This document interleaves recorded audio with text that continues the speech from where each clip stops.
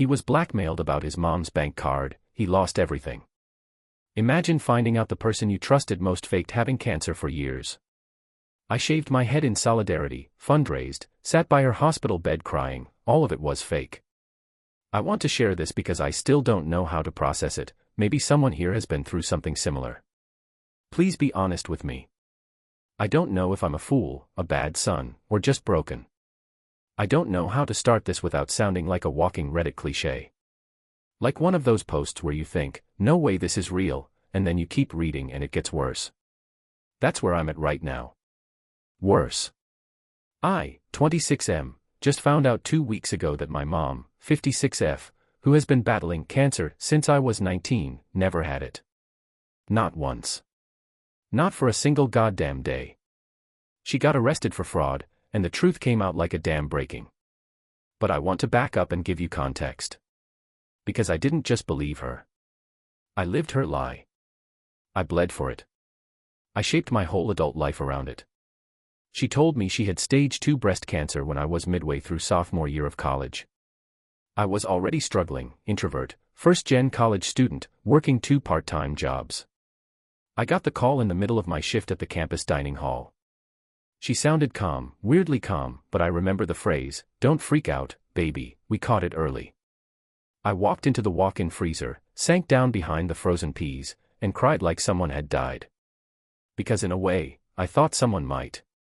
I dropped one of the jobs. I started coming home every weekend.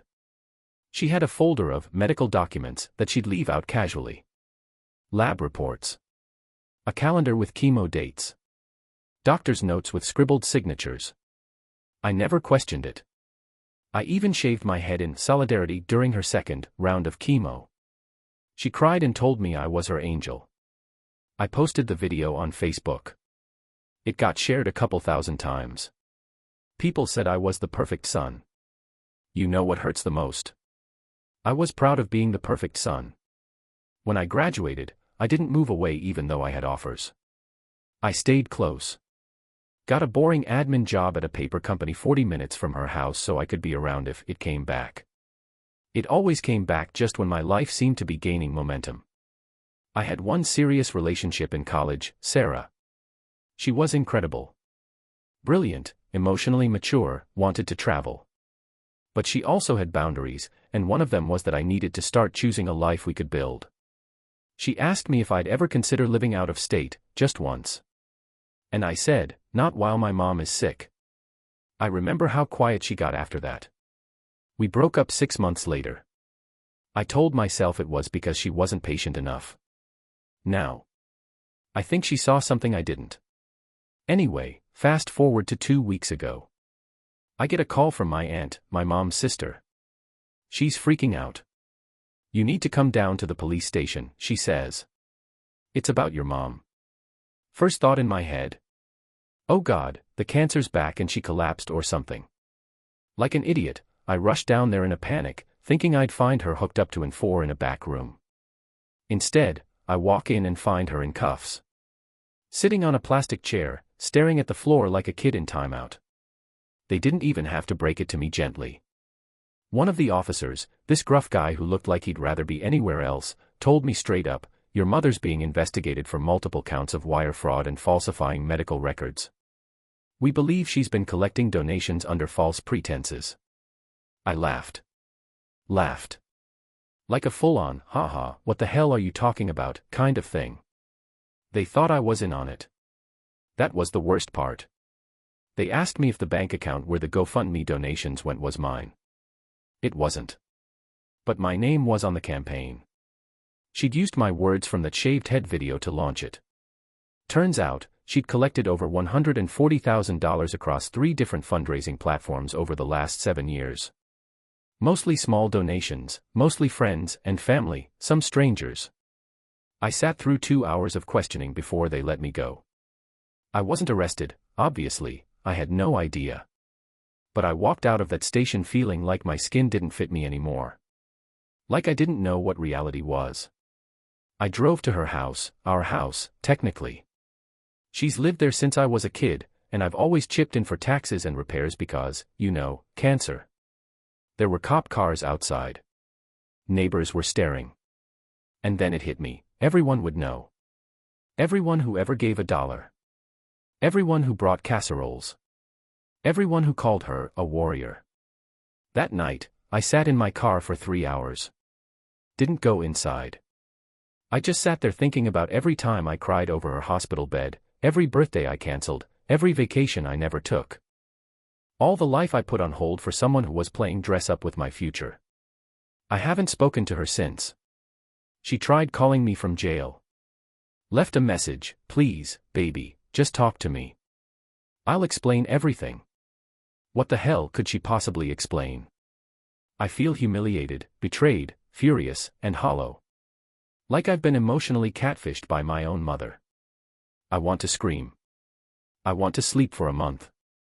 I want to rewind and just ask questions I never thought I needed to ask. And I keep wondering, was there a part of her that loved the attention more than she loved me? I didn't sleep that night. I just kept replaying every moment from the last 7 years through this new lens, like scrubbing through a video and realizing the whole background was green screened. All the memories felt staged. Like a set built to fool me. She had hospital bracelets. Those fake too. She had meds. She even threw up a few times after chemo. I used to hold her hair back, when she still had hair, and rub her back while she cried. That was acting. And what really gets me, I never caught her. Not once. She was that good. My aunt, her sister, the one who called me, came over the next morning. I was still in my car, basically in the same clothes, when she pulled into the driveway. She didn't even say hi. She just opened the door and hugged me so hard I thought my ribs would crack. I didn't know either, she said into my shoulder. I swear to God, I didn't know. She donated a lot, apparently. So had her friends from work. She was angry, more angry than I've ever seen her. Like shaking with it. But also crying. We just sat in the living room together like two people who had survived a house fire. Looking around at the walls, the pictures, the furniture, trying to figure out what was still real. That morning, I went into her room. My mom's room. It felt like a crime scene. I found drawers full of medical documents, neatly sorted into folders. Lab reports with logos from hospitals that don't even exist. Scripts for pain meds, probably forged. A whole shelf of wigs and scarves, some still in packaging. And then I found this notebook. Just a plain neat college-ruled spiral. It looked like a journal. The first page was a list of symptoms, like a checklist. Fatigue, appetite loss, nausea. There were timestamps. Like she had to remind herself when to act tired. I flipped through more pages and found whole scripts. Like, actual scripts. Things she wanted to say to people when they asked about treatment. Be vague but emotional, one note said. If they press, say you're tired and change subject. It was like finding a serial killer's diary. But it was my mom. My mom. I finally broke down then. Like ugly cried. Face in the carpet, snot, shaking, the whole thing. I just kept whispering, why, over and over like it would summon an answer. You know what's messed up? Even now, I miss her. I miss the version of her I thought was real. The woman who beat cancer 3 times and still made me lunch. Who said I was her reason for fighting. I miss her, and she never existed. In the days after, things moved fast. Reporters showed up once, I told them to fuck off.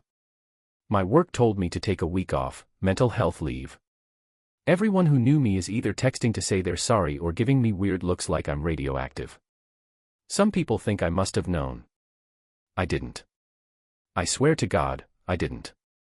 Her arraignment was set for the following Monday. I didn't go. But I did talk to her lawyer. He asked if I'd be willing to write a letter of character reference. Said the court might consider leniency if they saw she had family support. I told him I'd think about it. Spoiler, I'm not going to. I can't support her. Not yet. Maybe not ever. I mean, how do you come back from that?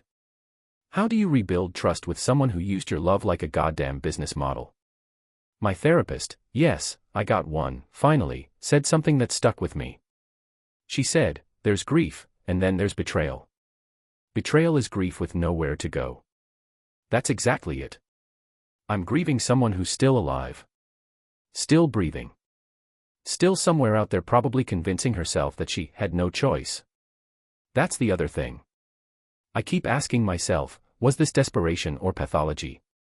Was she broke and scared and spiraled into something she couldn't stop? Or was this a full-on narcissistic performance she enjoyed? I don't know which answer would hurt more.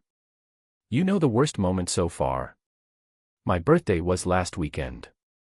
I didn't tell anyone. Didn't celebrate. I got one call. It was her. A jail call. I didn't pick up. She left a message. Happy birthday, baby. I'm sorry I'm not there. I love you. That's it.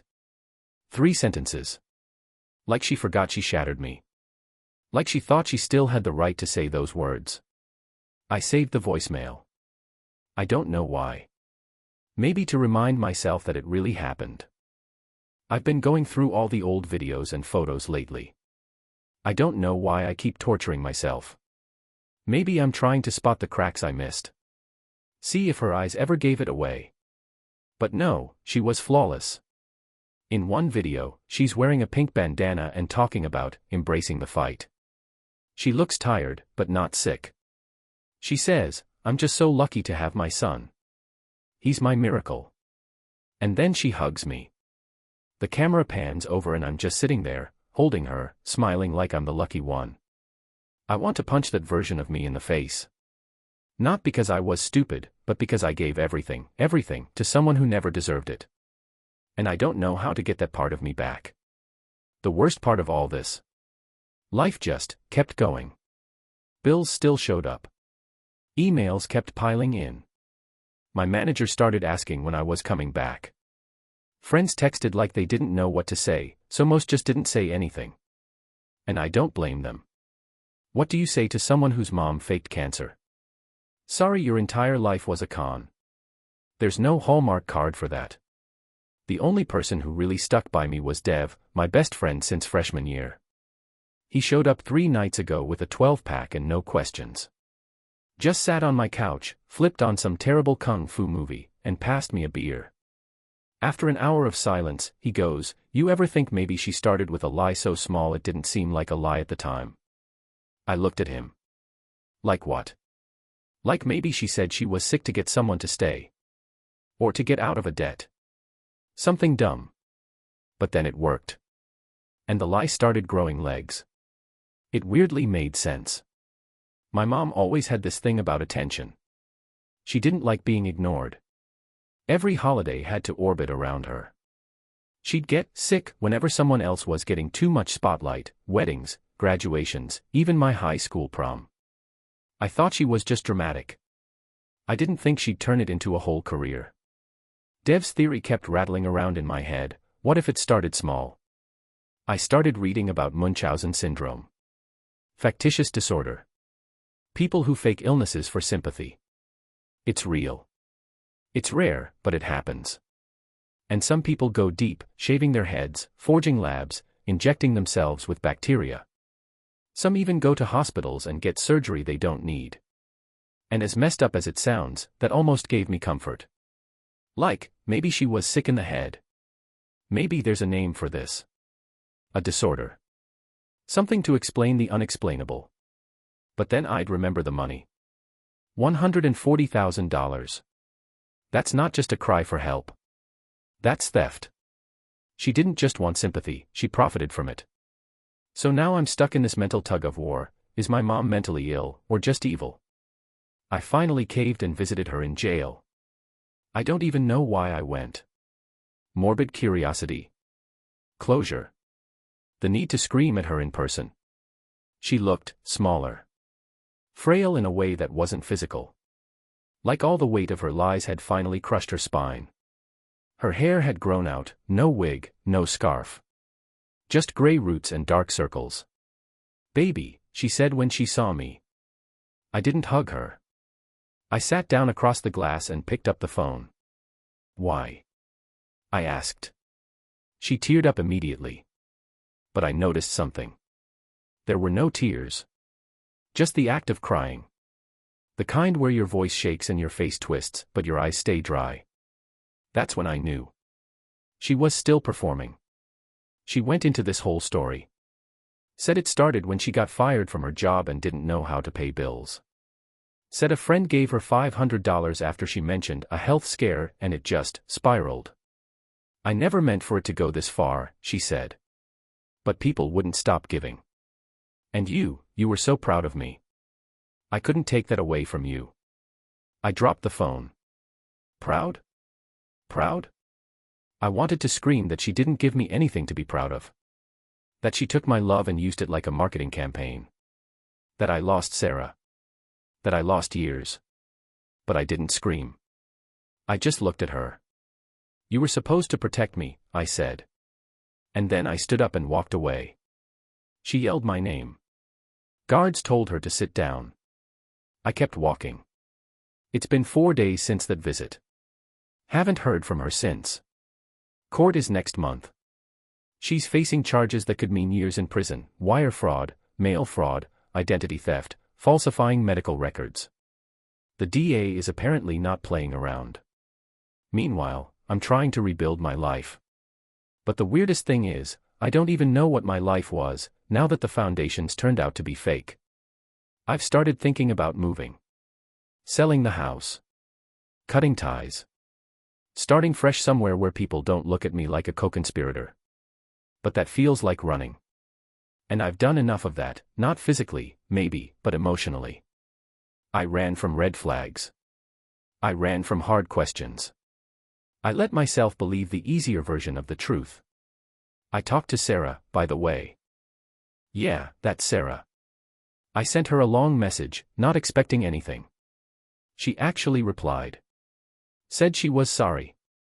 Said she always knew something felt off, but didn't know how to say it without sounding cruel. We talked for 2 hours.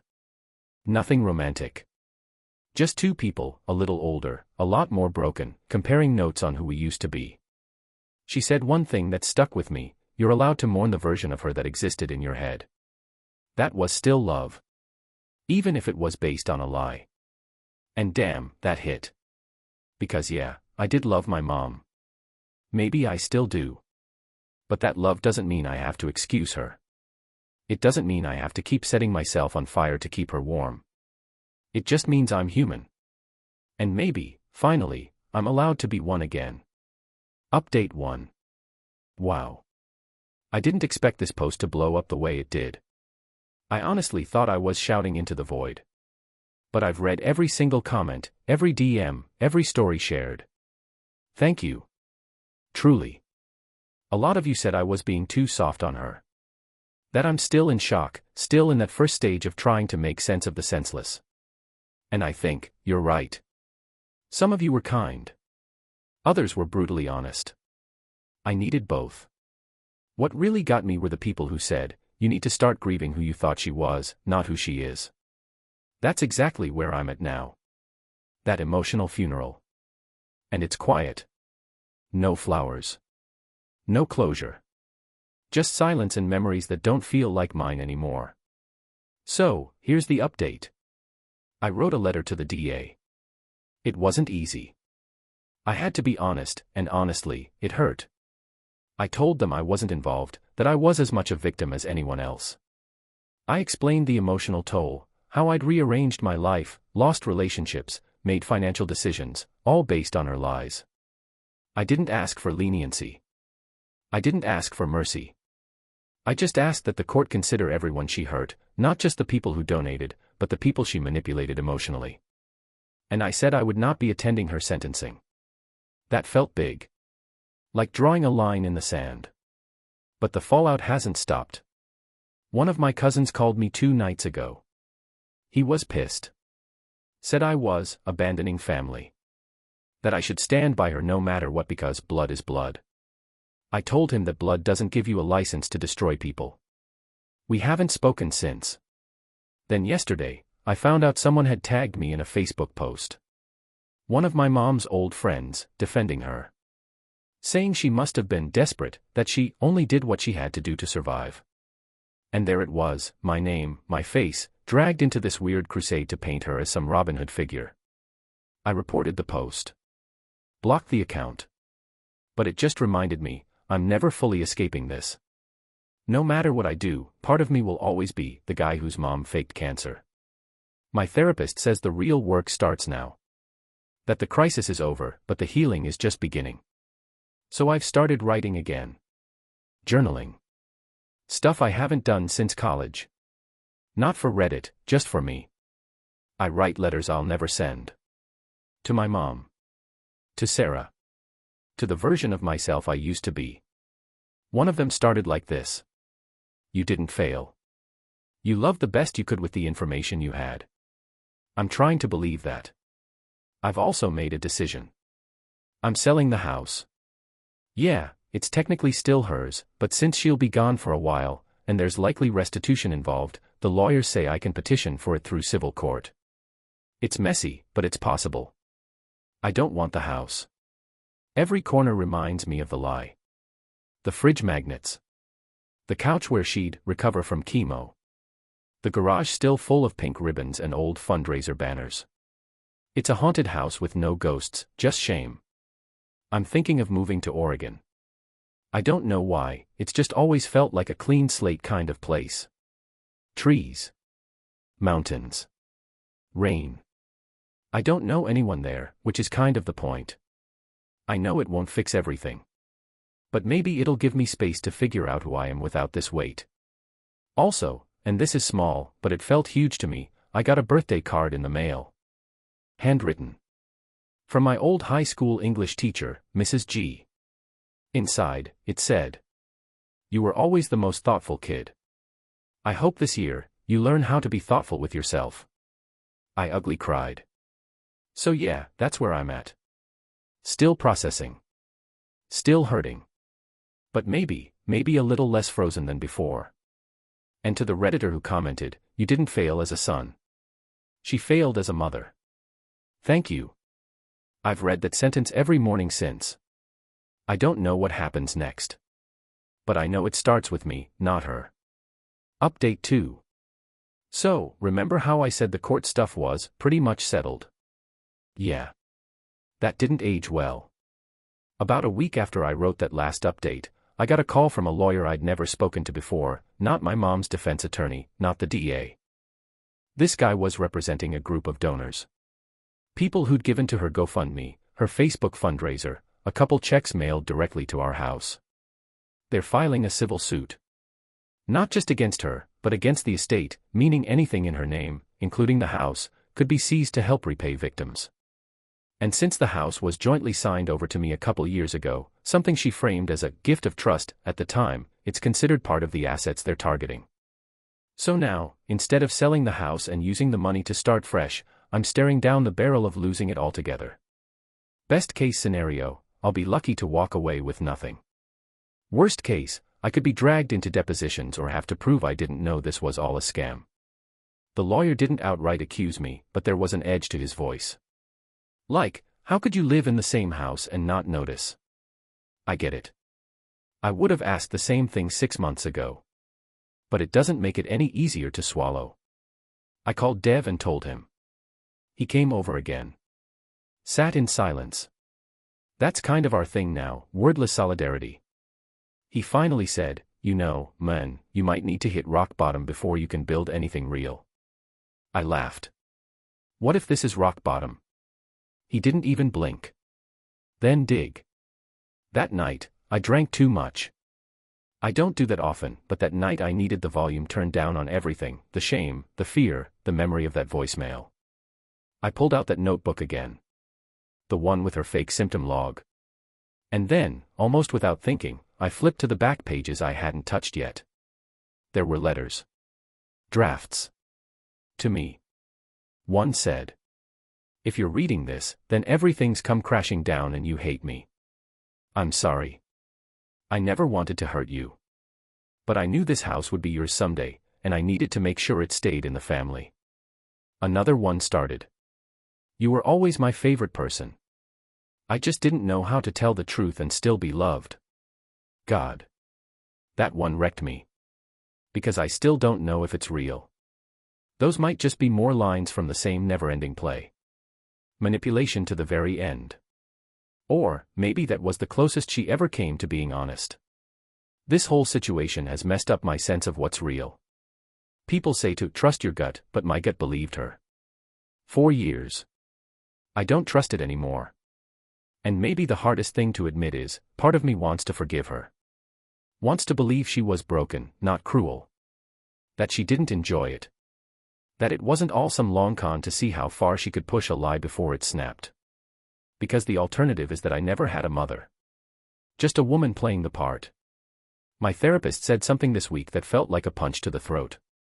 She said, you can hold someone accountable and still mourn the person they pretended to be. That doesn't make you weak. It makes you human. I'm still chewing on that.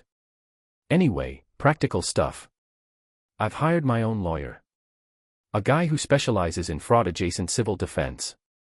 He says we can fight to keep the house, but it's going to be ugly and expensive. I might have to prove I didn't benefit financially, didn't know the money was fraudulent, didn't aid or abet. All of which is true, but truth doesn't always matter in court. So now I'm looking at legal fees on top of everything else. I've got some savings, but not enough to weather this long term. Ironically, someone suggested I start a GoFundMe. I nearly laughed myself into a panic attack. Can you imagine? Me. The son of the cancer scammer, asking strangers for money. Hard pass. I'd rather live in my car. Also, random twist, I've started getting messages from other people whose parents did similar stuff. Not always cancer. Sometimes fake disabilities, GoFundMe scams, even one guy whose dad faked being a disabled veteran. Turns out, there's a whole underworld of sympathy fraud that no one talks about. We're all in this weird club we never asked to join. One message said. The worst part isn't what they did. It's how much of your identity was tied up in loving them. Yeah. That. I still don't know how to untangle who I am from who she told me I was. But I'm trying. I'm getting better at saying I don't know. That used to terrify me. Now it feels like honesty. Like air coming in after years of breathing smoke. I don't know what the court will decide. I don't know if I'll get to keep the house. I don't know if I'll ever see my mom again. But I do know this. I'm done apologizing for loving someone who didn't deserve it. And I'm done letting that love define me. It's been a little over 3 months since the sentencing. I wasn't going to post again. I thought I'd said everything there was to say. But a few of you have DM'd me asking how things turned out, if I ever left, if the house got taken, if I'm doing okay. So here it is. The last chapter. I didn't watch the sentencing live. My lawyer offered to patch me into the Zoom call, but I declined. I just went for a walk that morning. No phone, no distractions. Just me, a thermos of coffee, and a trail behind the library I used to walk as a kid. I sat at the top of the hill and stared out over the park where she used to bring me to feed ducks. And I tried, really tried, to remember a version of her that wasn't sick, or lying, or complicated. Just Mom. I remembered her holding my hand too tight on the crosswalk. Her reading me the Phantom toll booth and doing voices. How she cried when I got into college, real tears, I think. It wasn't all a lie. That's the part that's hardest. Because if it were all fake, it would be easier to leave behind. But when someone mixes just enough truth into the lie, it keeps you tethered. Confused. Longing. Anyway. She pled guilty. 4 years, no parole before 2. She's in a facility about 4 hours away. Minimum security. Counseling, job training, visitation days. I haven't written her. I probably never will. The house is gone. The civil suit moved fast once her guilty plea came in. The victims will get some restitution from the sale, not much, but something. I packed up my things and put what I could in storage. Sold the rest. And last week, I moved. Oregon. I know it sounds like a movie ending, but I'm not pretending this is a fresh start where everything magically resets. It's not. I still wake up with anxiety. I still flinch at certain smells, like hospital antiseptic or strong perfume, both of which remind me of her. I still get emails asking for interviews or podcasts or the rights to the story, which makes my stomach churn. But I also got a job. Local bookstore. Small, quiet, smells like paper and coffee and dust. I spend my days restocking shelves, chatting with retirees and kids, recommending paperbacks to people who still care about holding a story in their hands. One of my co-workers is this guy named Leon. He's in his 50s, former nurse, super deadpan. The other day, I helped a teenager find a copy of Catcher in the Rye, and when she left, Leon said, "You give off main character energy, man. Like you've seen some sh*t. I just laughed. Didn't explain. Didn't correct him. Because yeah, maybe I have. I don't check my mom's prison record. I don't look her up. I don't reread her statement. What I do is this. I take deep breaths. I tell myself I am not my past. I remind myself that love, real love, doesn't require sacrifice on the altar of lies. Reddit, you were the first place I said any of this out loud. You helped me when I was spiraling, when I felt like I was screaming underwater and no one could hear me.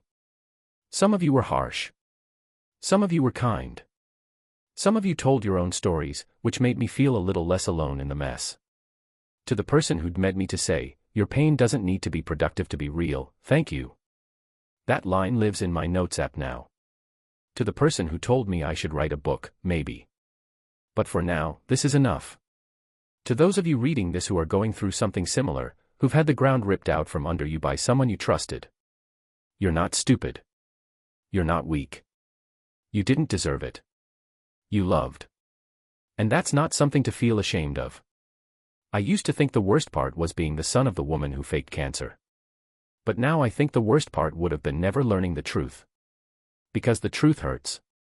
But it also frees you. And slowly, painfully, awkwardly, it gives you back to yourself. That's where I'm at now. Trying to build a life that's mine. Trying to be okay with the silence she left behind. Trying to fill it with things that are real. Like books. And coffee. And Oregon rain. Thanks for listening. I'm out. Op.